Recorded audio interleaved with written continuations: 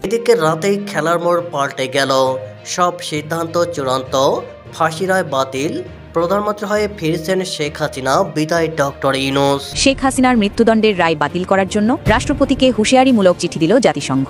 That is not peace. That is not justice. That is not in accordance with international law, and that is not acceptable. বাংলাদেশের সাবেক প্রধানমন্ত্রী শেখ হাসিনার বিরুদ্ধে ঘোষিত আকস্মিক মৃত্যুদণ্ডের রায় ঘিরে যখন রাজনৈতিক অস্থিরতা তুঙ্গে, ঠিক সেই সময় জাতিসংঘ থেকে একটি জরুরি চিঠি পাঠানো হয়েছে রাষ্ট্রপতির দপ্তরে।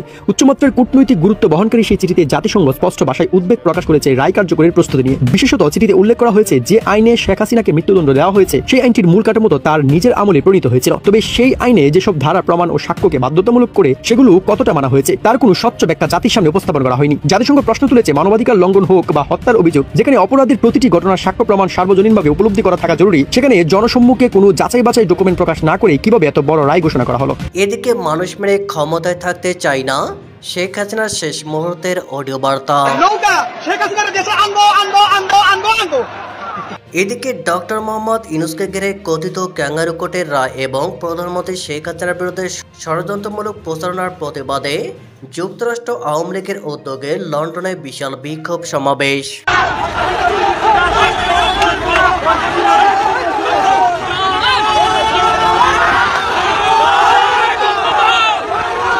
এদিকে রাতেই ঘুরে গেল খেলা, সব সিদ্ধান্ত চূড়ান্ত, ফাঁসি রায় বাতিল, প্রধানমন্ত্রী হয়ে ফিরছেন শেখ হাসিনা, বিদায় ডক্টর ইউনূস। প্রত্যাবর্তনের গুঞ্জন এবার সত্যি, ইউনূসের বিদায়, প্রধানমন্ত্রী হিসাবে ফিরছেন শেখ হাসিনা।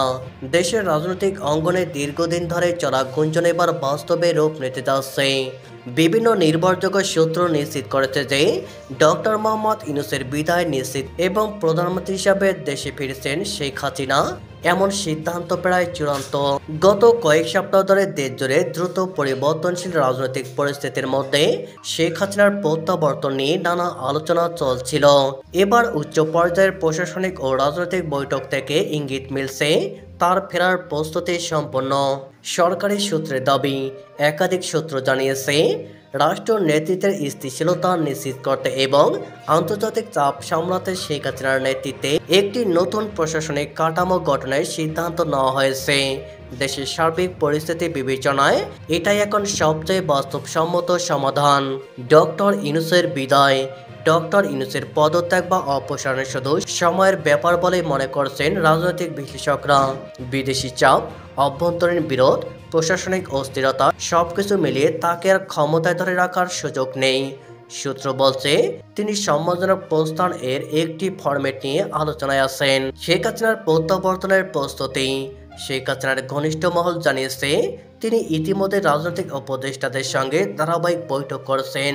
তার বক্তব্য, দেশ সংকটে আছে, জনগণ ডাকছে, ফিরে না আসে উপায় নেই।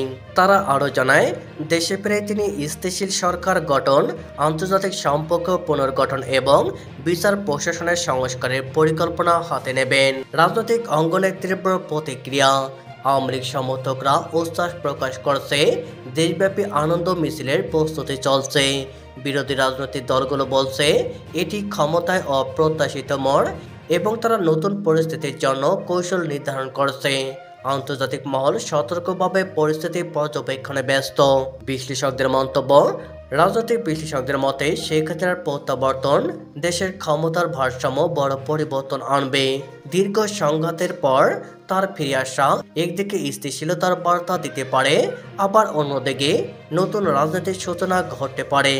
দেশবাসী এখন অপেক্ষায় কবে এবং কিভাবে শেখ হাসিনার প্রধানমন্ত্রী হিসাবে দেশে ফেরার ঘোষণা আনুষ্ঠানিকভাবে দেওয়া হবে। এদিকে মানুষ মেনে ক্ষমতায় থাকতে চায় না, শেখ হাসিনার শেষ মুহূর্তের অডিও বার্তা। সামাজিক যোগাযোগ মাধ্যমে ফাঁস হওয়া সাবেক প্রধানমন্ত্রী শেখ হাসিনা ও সাবেক পররাষ্ট্রমন্ত্রী ডক্টর হাসান মাহমুদের একটি ফোনালাপ দেশ জুড়ে তোলপাড় সৃষ্টি করেছে।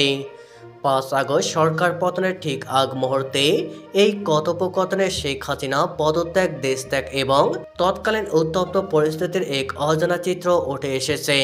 অডিও ক্লিপটি শেখ হাসিনাকে স্পষ্ট বলতে শোনা যায়, তিনি আর মানুষ মেরে ক্ষমতায় থাকার কোনো যৌক্তিকতা দেখেন না। ফোনালাপের উল্লেখযোগ্য অংশ নিচে তুলে ধরা হলো। মানুষ মেরে থাকার মানে হয় না।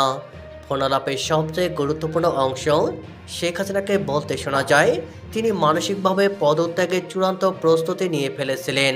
তিনি হাসান মাহমুদকে বলেন, আমি কিন্তু ঠিক করলাম যে আজকে যাব রাষ্ট্রপতির কাছে, কারণ সব লিখিটিকে সব রেডি করছি। মানে এইভাবে মানুষ মেরে থাকার কোনো মানে হয় না। এই সময় হাসান মাহমুদ পরিস্থিতি সামাল দিতে ইমার্জেন্সি বা জরুরি অবস্থা ঘোষণার পরামর্শ দেন, কিন্তু শেখ হাসিনা তা নাকচ করে দিয়ে বলেন, এতে খুব একটা লাভ হবে না, বরং রাষ্ট্রপতির কাছে ক্ষমতা হস্তান্তর করলে তিন বাহিনীর প্রধানরা যা করার করবেন বলে তিনি মত দেন। এই দেশে আর না। কথোপকথনের এই পর্যায়ে শেখ হাসিনার কণ্ঠে তীব্র হতাশা ও আক্ষেপ শোনা যায়। তিনি দেশ ছাড়ার বিষয়ে অটল সিদ্ধান্ত জানিয়ে বলেন, আমি কিন্তু থাকবো না, সোজা কথা, আর না, অসম্ভব, এই দেশে আর না। তখন হাসান মাহমুদ তাকে বিষয়টি গোপন রাখার অনুরোধ জানান। তিনি আশঙ্কা প্রকাশ করেন, শেখ হাসিনার দেশ ছাড়ার খবর জানাজানি হলে মাঠ পর্যায়ে নেতাকর্মীরা বড় ধরনের হামলার শিকার হতে পারেন। সেনা প্রধানের সময় প্রার্থনা ও সহিংসতা। শেখ হাসিনা জানান, পরিস্থিতি নিয়ন্ত্রণে আনার জন্য সেনাপ্রধান 24 ঘন্টার সময় চেয়েছেন। এছাড়া দেশের বিভিন্ন স্থানে, বিশেষ করে নোয়াখালীতে গান পাউডার দিয়ে ঘরবাড়ি জ্বালিয়ে দেওয়া এবং নেতাকর্মীদের উপর হামলার ঘটনায় তিনি ক্ষোভ প্রকাশ করেন। তিনি বলেন, নেতাকর্মীর নেতৃত্ব কিছু মানতেছে না, প্রত্যেক জায়গায় সবার বাড়িঘর তছনছ করে দিচ্ছে। ডোনাল্ডো ও কূটনৈতিক প্রসঙ্গ। ফোন আলাপের শুরুতে হাসান মাহমুদ জানান, হোটেল ওয়েস্টার্নে কূটনীতিকদের ব্রিফিংয়ে কথা বলা থাকলেও ইন্টারনেট সংযোগ না থাকা এবং নিরাপত্তাজনিত কারণে কূটনীতিকরা সেখানে যেতে অনীহা প্রকাশ করছেন। কথোপকথনের শেষ দিকে তিনি জানান, যুক্তরাষ্ট্রের দক্ষিণ ও মধ্য এশিয়া বিষয়ক সহকারী পররাষ্ট্রমন্ত্রী ডোনাল্ডো বিকেল 4টায় তার সঙ্গে কথা বলতে চেয়েছেন। জবাবে শেখ হাসিনা বলেন, কথা বললে বলো, কি বলে শুনি। ধারণা করা হচ্ছে এই কথোপকথনটি 5 আগস্টের দুপুরের আগে ফাঁস হওয়া। এই অডিও বার্তাটি প্রমাণ করে যে সরকার পতনের চূড়ান্ত মুহূর্তে শেখ হাসিনা রক্তপাত এড়াতে পদত্যাগের সিদ্ধান্তে প্রাধান্য দিয়েছিলেন। এদিকে ডক্টর মোহাম্মদ ইউনূসকে ঘিরে কথিত ক্যাঙ্গারু কোর্টের রায় এবং প্রধানমন্ত্রী শেখ হাসিনার বিরুদ্ধে ষড়যন্ত্রমূলক প্রচারণার প্রতিবাদে যুক্তরাষ্ট্র আওয়ামী লীগের উদ্যোগে লন্ডনে এক বিক্ষোভ সমাবেশ অনুষ্ঠিত হয়েছে।